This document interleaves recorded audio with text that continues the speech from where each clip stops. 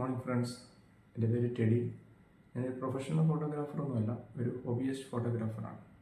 ഒരു പുതിയ YouTube channel തുടങ്ങാൻ ഉള്ള വലിയ യൂട്യൂബ് സെറ്റപ്പൊന്നുമല്ല, ചെറിയൊരു ചാനൽ.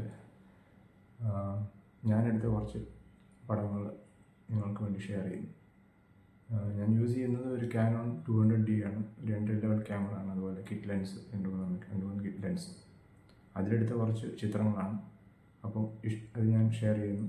ഞാൻ ഈ ക്യാമറയുടെ മുമ്പിൽ ആദ്യമായിട്ടാണ്, അതുകൊണ്ട് ഒത്തിരി പോരായ്മകളുണ്ടാവും, ക്ഷമിക്കണം.